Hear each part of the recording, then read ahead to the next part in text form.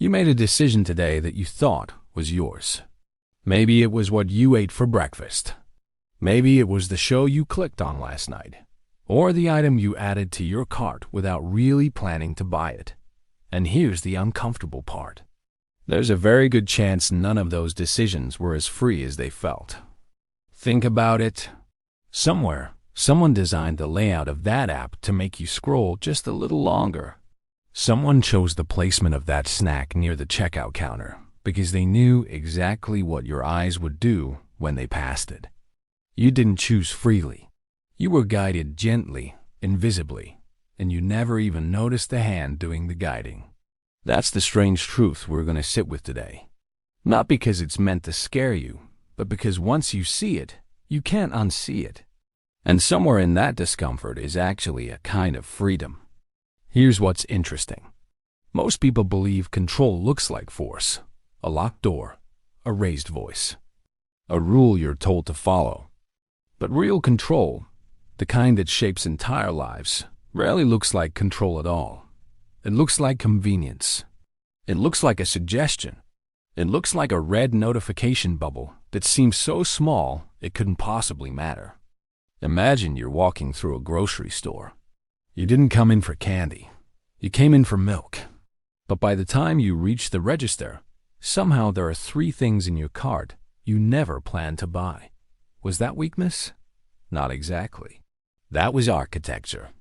Every aisle, every shelf height, every strategically placed impulse item near the checkout line was built using decades of research into how your attention works, how your hunger affects your judgment, and how tired decision-making makes you more agreeable to suggestion. You didn't fail at willpower. You walked through a maze built by people who understood your mind better than you do. But wait, it gets even stranger, because this isn't just about stores or apps. This is about how your own brain was built to be led. Here's where it becomes fascinating. Your brain runs on a reward system that doesn't actually care about your long-term goals. It cares about immediate feedback. Every time you get a like, a message, a small hit of unexpected pleasure, your brain releases dopamine. And dopamine isn't really about pleasure itself. It's about anticipation. It's about wanting more. Researchers who study behavioral psychology have long pointed out that unpredictable rewards are far more addictive than predictable ones. That's why a slot machine is more compelling than a vending machine. You don't know when the reward is coming, so you keep pulling the lever, hoping this time is the time. Now think about your phone. Every scroll is a pull of that same lever. You don't know if the next post will be boring or fascinating, so you keep going.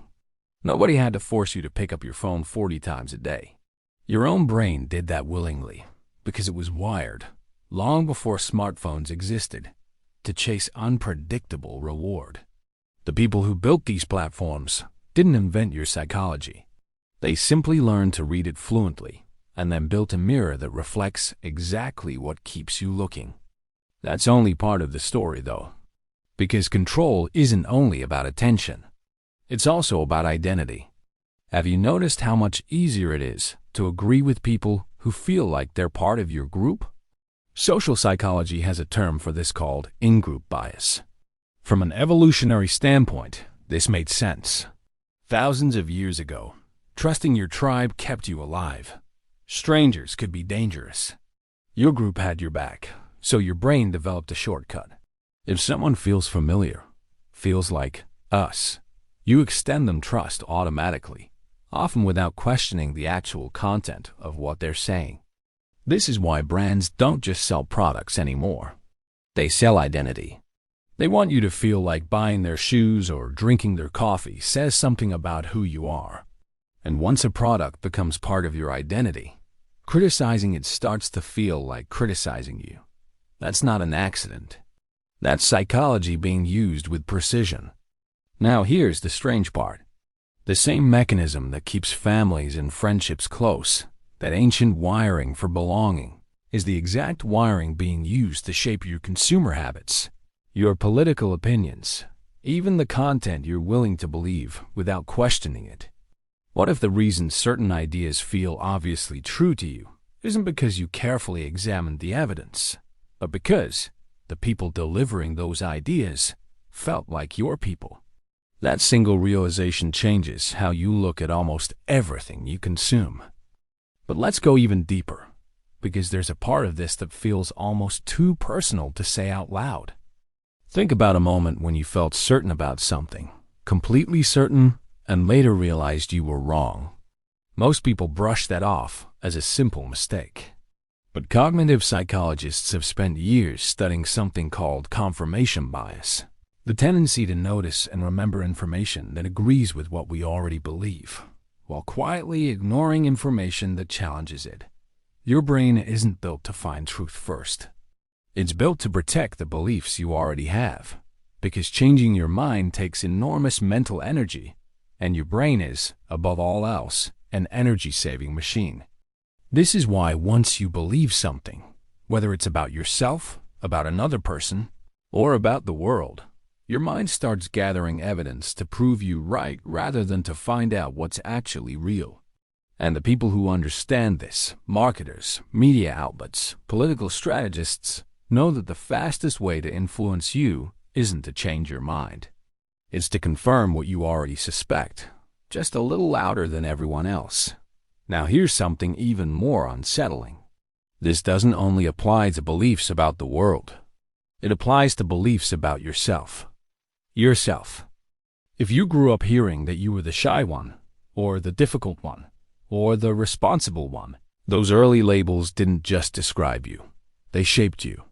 Developmental psychologists have long studied how children begin to internalize the identities given to them by parents, teachers, and siblings, and how those identities become self-fulfilling. If you were told you were bad at math, you likely avoided situations that required math, which meant you never built confidence in it, which then confirmed the very belief that started it all. You weren't controlled by a person forcing you. You were controlled by a story, repeated so early and so often that it became invisible, indistinguishable from your own voice. Here's what nobody talks about.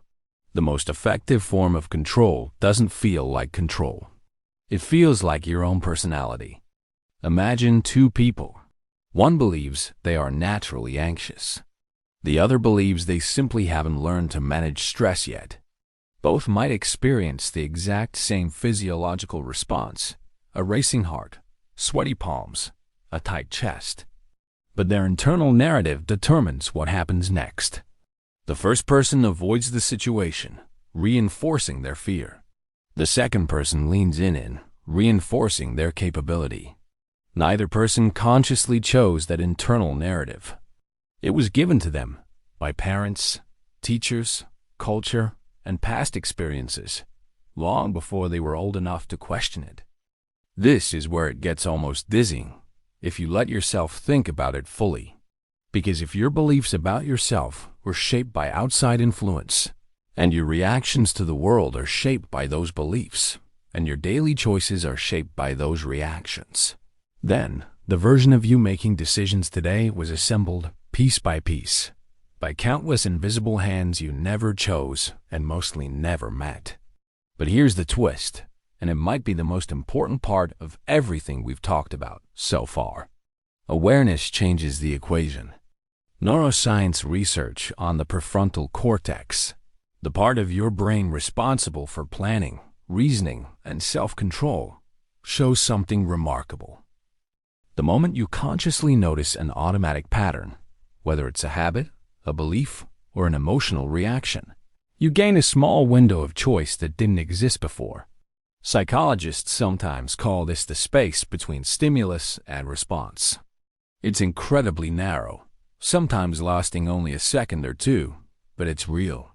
And it's the entire difference between being controlled and beginning to reclaim control. This is why simply reading or hearing about these patterns, the reward loops, the identity traps, the confirmation bias, the childhood labels, already changes something in you. You can't fully unsee a pattern once you've seen it clearly. The next time you feel the urge to check your phone for no reason, some part of you will now ask, is this really what I want, or is this the lever being pulled again? The next time you feel certain about something, a small voice might ask, "Am I seeing the full picture, or only the parts that confirm what I already believed?" That question, small as it seems, is the beginning of freedom. Here's a final perspective worth sitting with. Being influenced doesn't make you weak. It makes you human. Every person who has ever lived has been shaped by forces they didn't choose: family, culture, biology, chance encounters, moments of pain, and moments of love. The goal was never to become some untouched, purely rational being who makes decisions in a vacuum. That version of a person doesn't exist and never has. The real goal, the quieter, more honest goal, is to become someone who notices. Someone who catches the moment before the automatic reaction takes over. Someone who asks, whose voice is this really mine, or something planted long ago that I mistook for my own? You are, in many ways, easier to control than you think. But you are also more capable of noticing than you've ever been given credit for. And that noticing, small as it feels in the moment, is where everything begins to shift. Which raises another question worth exploring, one just as unsettling as this one. If so much of what you believe about yourself was shaped by outside voices, how much of your personality is actually you? And how much of it is simply the most repeated story you were ever told? That's a question worth following all the way down, and it's exactly where we're headed next.